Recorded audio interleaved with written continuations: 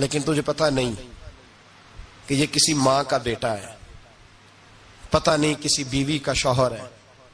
ایک ہمارے دوست ہیں، بزرگ ہیں، ان کا داماد فوت ہو گیا، نشہ کرتا تھا، تو میں تعزیت کرنے ان کے گھر پہنچا تو کھڑے ہو گئے ہاتھ باندھ کے، کہنے لگے حضرت صاحب باقی ساریاں گلاں چھڑ دیو، صرف نشے تے تقریر کریا کرو۔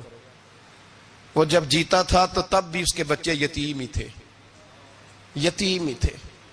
میری بیٹی جب میرے گھر آتی تھی اور میں اپنے پوتوں کے اترے کپڑے اسے پہننے کو دیتا تھا تو میرا کلیجہ پھٹتا تھا، اور میری بیٹی اس کی زندگی میں بھی بیوہ کی زندگی گزار رہی تھی، وہ میری بہوؤں کے اترے ہوئے کپڑے پہنتی تھی۔ کوئی دعا کرو، کوئی جلسے کرو، یہ لت ختم ہو جائے۔ اور کہنے لگا اب میرے وہ چلا تو گیا ہے، دادا دادی اس کے پہلے کوئی نہیں، چچا ہے کوئی نہیں، جب تک تو میں زندہ ہوں ان نواسوں کو کوئی روٹی کا لقمہ، کوئی کپڑا مل جائے گا، لیکن سوچتا ہوں میں بوڑھا ہوں، مر گیا تو ان کو کوئی پوچھے گا بھی نہیں، کون ان کی خبر۔ اتنا ظلم اس قوم سے، اتنی زیادتی، اور آرام سے لکھ کر لوگ گزر گئے کہ یہ 70 لاکھ ہے، ان کا درد تو سمجھو، تکلیف تو سمجھو۔ 7 فٹ کا سونا جوان اور نشے کا عادی ہے تو کسی نالی میں پڑا ہوا ہے۔ اور میں نے کہا اس قوم کے ساتھ اس سے بڑا بھیانک مذاق کیا ہوگا۔ کوئی دانشور تھا بڑا ظالم، اس ظالم سے کوئی مشورہ لینے آیا، اس نے آ کے کہا تو بڑا ظالم ہے، بڑے کڑوے مشورے دیتا ہے، میرا ایک دشمن ہے، میں اس سے بدلہ لینا چاہتا ہوں، میرا دل کرتا ہے اس کا بچہ قتل کر دوں تاکہ وہ تڑپے۔ تو ظالم نے کہا اسے قتل نہ کر، وہ تو اس کا باپ 2-4 مہینے رو کے چپ کر جائے گا، پھر میں سخت سزا دینا چاہتا ہوں، مشورہ دے۔ تو اس نے کہا اس کے بچے کو نشے پہ لگا دے، جس کا بچہ نشہ کرے گا وہ باپ روز مرے گا، روز جیے گا، وہ ماں روز مرے جیے گی، نشے پہ لگا دے۔ اس قوم کے ساتھ سب سے بڑا ظلم یہ ہوا کہ ملت کا جوان نشے پہ لگ گیا، ڈرگز پہ لگ گیا، اتنے تباہ حالات ہوئے کہ جوان چڑھتی جوانیاں، اماں نے کتاب دے کے بھیجا تھا، اور کالج سے واپس آئے تو نشے کے ٹیکے ہاتھوں میں پکڑے ہوئے، ٹیکے۔ اور آپ کے اس ملک کے اسلام آباد میں ایک دن میڈیا نے وہ خبر بھی وائرل کی اور وہ چیز بھی دکھائی لوگوں کو، 3 مہینے کا بچہ لے کے نشئی سڑک پہ آ گیا، اس نے کہا میرا نشہ ختم ہو گیا، میرا بچہ خرید لو، 2 پڑیاں دے دو۔ تو وہاں بیبیاں جو سن رہی تھی وہ بھی چیخے مار کے رو رہی تھی۔ یہ ظلم کیا اس قوم کے ساتھ، اور کرپشن کی لعنت نے اجازت دی سپلائی کرنے والوں کو کہ گلی گلی بھیجے، گلی گلی۔ انہوں نے کچھ تھوڑا ظلم نہیں کیا ان حکمرانوں نے، اور ہماری اپوزیشن اس کو نہ صرف اتنا پتا ہے کہ یہ جائیں اور ہم آئیں، اس سے زیادہ کوئی غرض نہیں۔ بھائی کرپشن کے خلاف نکلے ہو تم، نشے کے خلاف کس دن نکلو گے؟ جوئے کے خلاف کس دن؟ قوم تو مر رہی ہے نشے سے، اس کے خلاف میدان میں کب آؤ گے؟ صرف اتنا ہے کہ یہ جائیں اور ہماری باری آئے، اس سے زیادہ کچھ نہیں۔ جتنے مجرم وہ ہیں اتنے ہی تم بنتے جا رہے ہو، اس لیے کہ اصل بات پر نہ وہ آتے ہیں اور نہ اصل بات پر یہ آتے۔ بھائیو، میرے نبی پاک صلی اللہ تعالی علیہ وسلم۔ اور ایک اور تماشا ہے، یہ میرے پہ اللہ کا یہ احسان رہا، اس لیے نہیں کہ میں پرہیزگار آدمی ہوں، نیک ہوں، اس لیے نہیں، ویسے ہی اللہ بعض اوقات اسباب بناتا ہے، سبب بناتا ہے۔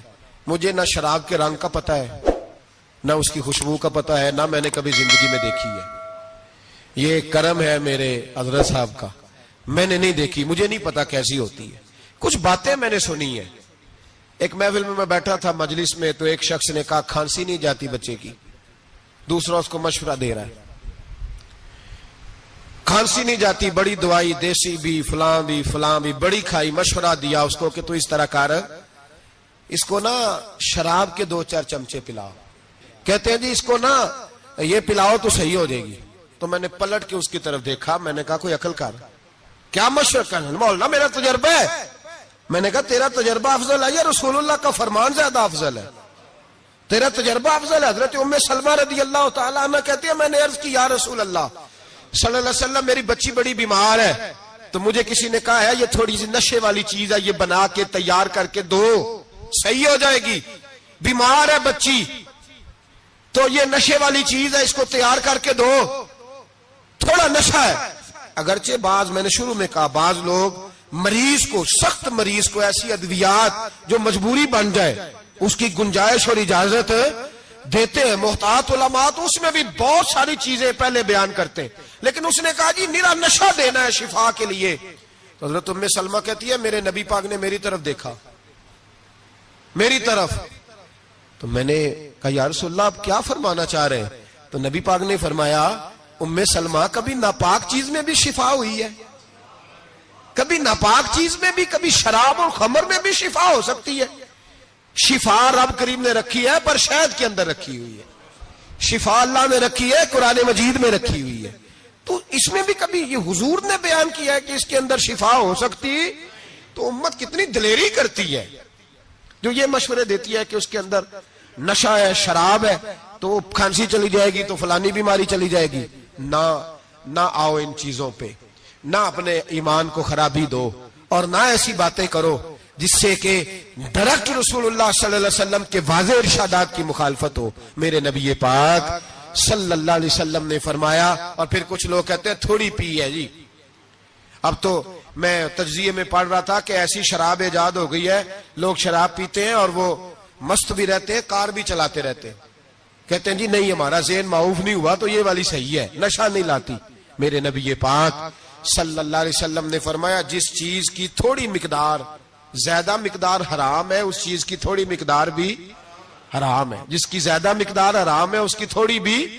تو خمر اور شراب اگر فل پینا جائز نہیں تو تھوڑی پینا بھی جائز, یہ حرام ہے اور حرام تھی اور قیامت تک حرام ہی رہے گی. میرے نبی پاک صلی اللہ علیہ وسلم نے منع کیا اور حضور نے اظہار ناپسندیدگی فرمایا, فرمایا 40 دن تو عبادت ہی قبول نہیں ہوتی شراب پینے والے جب تک سچی توبہ نہ کرے.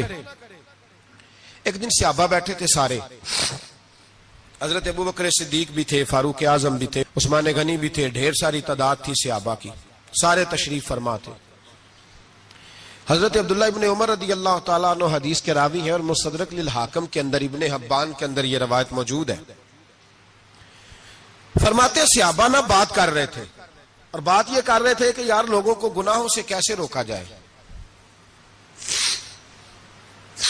لوگوں کو گناہوں سے گفتگو صحابہ یہ کر رہے تھے. عبداللہ ابن عمر کہتے ہیں بیٹھے تھے اور یہ گفتگو کر رہے تھے کہ گناہوں سے پلاننگ جی ہوتی تھی, ان کی جو محفلیں ہوتی تھی نا بیٹھ کے, وہ خوش گپیاں نہیں ہوتی تھی بلکہ وہ تبلیغ کی, جد و جہد کی, لوگوں کو برائی سے منع کرنے کے لیے بیٹھتے تھے, اس پر منصوبہ بندی کرتے تھے, پلان کرتے تھے, آگے ترتیب دیتے تھے. گفتگو ہو رہی تھی تو اب آپس میں بات ہونے لگی کہ کون سا گناہ زیادہ برا ہے جس پر سب سے پہلے کام کیا جائے. تو دور ایک صحابی بیٹھے تھے, ان کا نام تھا عبداللہ ابن عمر. ایک عبداللہ بن عمر ہے اور ایک عبداللہ ابن عمر ہے. حضرت عبداللہ ابن عمر دور بیٹھے تھے, بڑے سمجھدار سیانے باریک بین آدمی تھے. تو حضرت عمر فاروق اپنے بیٹے سے کہنے لگے جا عبداللہ ابن عمر سے پوچھ کے آ کہ سب سے سخت گناہ کون سا ہے. توجہ ہے میرے بھائیوں, ادھر دیکھیے گا میری جانب, پوچھ کے آ کہ سخت گناہ کون سا ہے. عبداللہ بن عمر رضی اللہ تعالیٰ عنہ کی خدمت میں جب عبداللہ ابن عمر گئے تو جا کے کہنے لگے کہ صحابہ پوچھتے ہیں کہ آپ نے زیادہ وقت گزارا ہے نبی رحمت صلی اللہ علیہ وسلم کے پاس, تو بتلائیے برا گناہ کون سا ہے, سب سے سخت گناہ, تاکہ سب سے پہلے اس پر پابندی لگائی جائے, اس پر محنت کی جائے. تو حضرت عبداللہ ابن عمر کہنے لگے صحابہ کو جا کے بتا دو کہ سب سے برا گناہ شراب پینا ہے, سب سے برا گناہ, اور یہ ام الخبائث ہے, برائیوں کی جڑ ہے, گناہوں کی ماں ہے, یہ بنیاد ہے, باقی گناہ اسی سے شروع ہوتے. کہتے ہیں میں نے آ کے بتایا تو حضرت ابوبکر صدیق رضی اللہ تعالیٰ عنہ سیدنا فاروق اعظم کہنے لگے خود جاتے ہیں, ان کے پاس خود جاتے ہیں, چونکہ ہم نے بات سننی ہے ہم خود جاتے ہیں اور ان سے جا کر کے سوال کرتے ہیں کہ اگر آپ کو اس تفصیل کا پتہ ہے نا تو اس کے پیچھے بھی کوئی تفصیل ہوگی جو میرے نبی پاک نے بیان کی ہوگی صلی اللہ تعالی علیہ وسلم, اس تفصیل کا بھی آپ کو پتہ ہوگا جو نبی پاک نے بیان کی ہوگی, اس بات کے پیچھے جو بیک گراؤنڈ ہے, جو پس منظر ہے. فرماتے ہیں کہ ہم اٹھے, عبداللہ ابن عمر کے پاس گئے, ان سے جا کے پوچھا کہ جناب آپ نے یہ تو فرمایا ہے شراب ام الخبائث ہے, تو اس کے پیچھے پس منظر کیا ہے؟ تو عبداللہ ابن عمر کہنے لگے یہ میں نے اپنے پاس سے نہیں کہا, یہ میں نے نبی پاک سے سنا ہوا ہے. حضور سید عالم صلی اللہ علیہ وسلم بیٹھے تھے تو حضور نے فرمایا شراب یہ نشہ یہ برائیوں کی ماں ہے. اور پھر حضور نے ایک مثال بیان فرمائی. نبی رحمت علیہ السلام نے فرمایا بنی اسرائیل کا ایک واقعہ ہے. ایک خوبصورت جوان تھا تو ایک عورت کا دل آ گیا اس پر.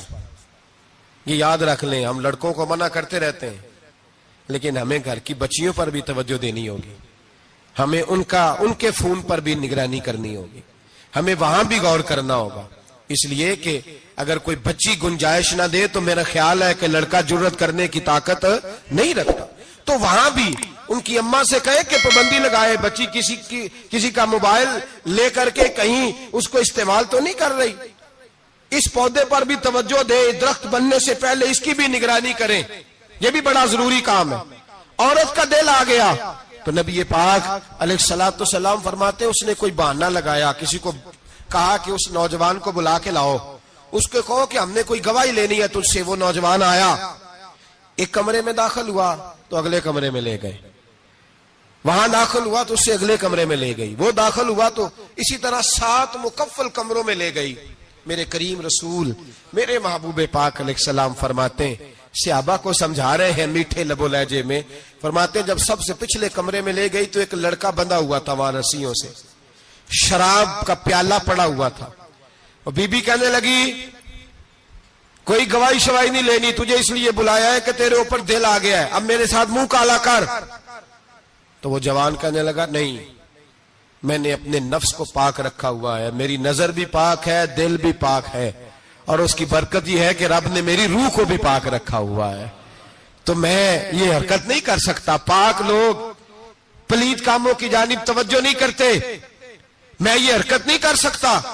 اقبال نے اپنے بیٹے کو دعا دی تھی, اس نے کہا تھا حیا باقی نہیں ہے زمانے کی آنکھ میں, خدا کرے کہ رہے تیری جوانی بے داغ, خدا کرے کہ رہے تیری جوانی بے داغ. کہا میرے ساتھ منہ کالا کر, اس نے کہا میں نہیں کرتا. کہنے لگی چل پھر اس کو قتل کر, اس کو میں نے باندھا ہوا. اس نے کہا میں قتل کیوں کروں, میری کیا دشمنی ہے.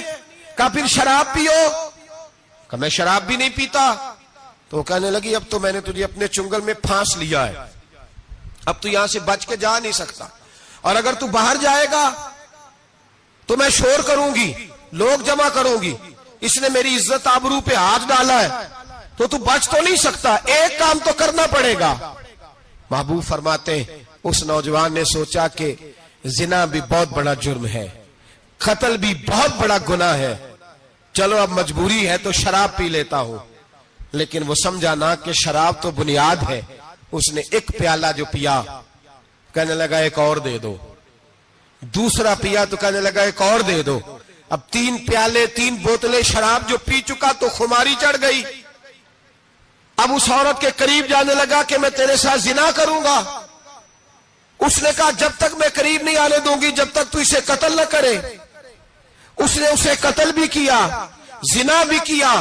تو محبوب فرمانے لگے یہ قتل اور زنا جو ہوا ہے تو یہ شراب کی وجہ سے ہوا ہے. گویا شراب وہ جرم ہے جو قتل بھی کرائے گی, جو زنا بھی کرائے گی. اور اگر آپ نشئی کو دیکھیں, اگر آپ شرابی کو دیکھیں تو کیا وہ ڈکیتیاں نہیں کرتا پھرتا, وہ چوریاں نہیں کرتا, وہ اپنی ہی ماں کا زیور نہیں بیچ آتا, وہ اپنی ہی بہن کا پڑا ہوا جہیز نہیں بیچ آتا, وہ اپنے ہی گھر میں ڈاکے نہیں ڈالتا, وہ اللہ کے گھر مسجد میں آ کر کے چوری نہیں کرتا. وہ صرف اس لیے کرتا ہے کہ یہ نشہ, یہ شراب, یہ ماں ہے گناہوں کی, یہ جڑ ہے. ملت کے لوگوں یاد رکھو, اس امت اس پاکستان کے ساتھ جہاں بہت سارے ظلم ہوئے وہاں بڑا ظلم یہ ہے کہ بہت بڑا طبقہ جوانوں کا نشے کا عادی ہے. وہ نشہ انہیں عشق مجازی اور عورتوں کے عشق کی جانب لا رہا ہے. وہ نشہ چوریاں کرا رہا ہے, قتل کرا رہا ہے, ڈکیتیاں کرا رہا ہے. بہت بڑے ظالموں نے بہت بڑے ہاؤس بنائے ہوئے ہیں جن کے اندر شراب فراہم کی جاتی ہے, نشہ دیا جاتا ہے. میں نے تو ایسے ایسے لفظ سنے کہ الیکشن کے دنوں میں ووٹ لینے کی خاطر سیاستدان انہیں نشہ فراہم کرتے ہیں, انہیں باندھ کے رکھتے ہیں, روز تمہیں پڑیا ملے گی, ووٹ ہمیں ڈالنا. اتنا ظلم, اتنی زیادتی, اتنا جبر, ایک انسان کے ساتھ کھیلنا. لوٹ آؤ, پکڑو ان کا دامن, اپنے گھروں کو بچاؤ. اپنے دوستوں کو بچاؤ. جاگو جاگو امت کے لوگوں جاگو. میرے نبی پاک صلی اللہ علیہ وسلم کے کلمہ گو لوگوں کو بچاؤ. ان پر اگر سختی کرنی پڑتی ہے تو کرو, پیار کرنا پڑتا ہے تو کرو, محنت کرو, جدوجہد کرو.